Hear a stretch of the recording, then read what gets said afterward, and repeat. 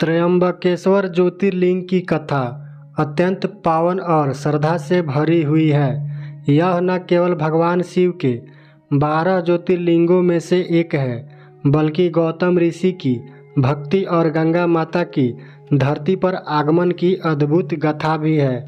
प्राचीन काल में ब्रह्मगिरि पर्वत पर महर्षि गौतम अपनी पत्नी अहिल्या के साथ निवास करते थे।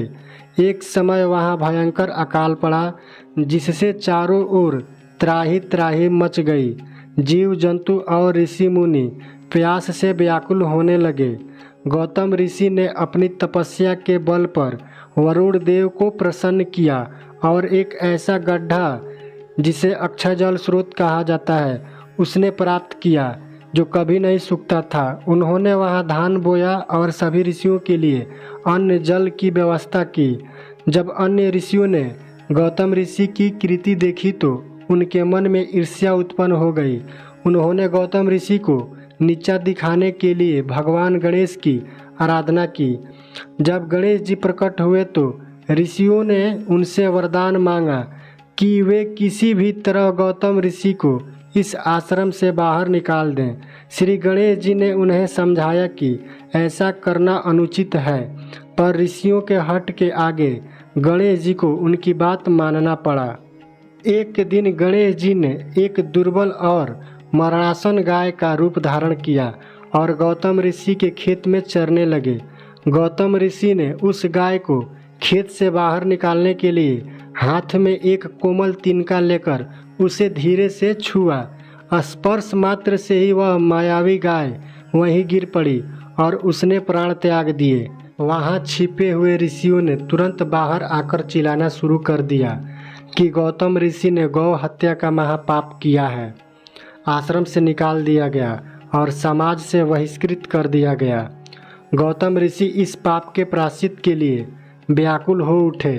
उन्होंने भगवान शिव की पार्थिव पूजा शुरू कर दी, घोर तपस्या की। उनकी भक्ति से प्रसन्न होकर भगवान शिव प्रकट हुए।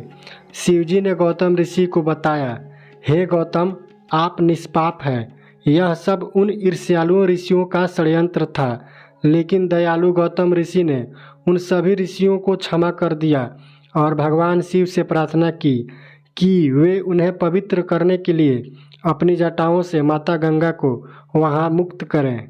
माता गंगा ने कहा कि वे वहां तभी रुकेंगी जब भगवान शिव भी वहां वास करेंगे।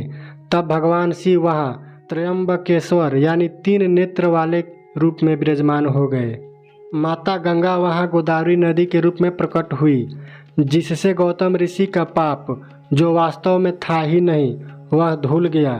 त्र्यंबकेश्वर मंदिर की सबसे बड़ी विशेषता यह है कि यहाँ के लिंग में 3 छोटे लिंग हैं, जो ब्रह्मा, विष्णु और महेश यानी शिव जी के प्रतीक माने जाते हैं। यह ज्योतिर्लिंग नासिक, महाराष्ट्र में स्थित है। यहाँ दर्शन करने से मनुष्य के जाने अनजाने में किए गए सभी पापों का नाश होता है।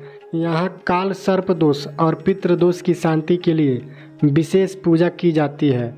ओम नमः शिवाय। जय माता दी। हर हर महादेव।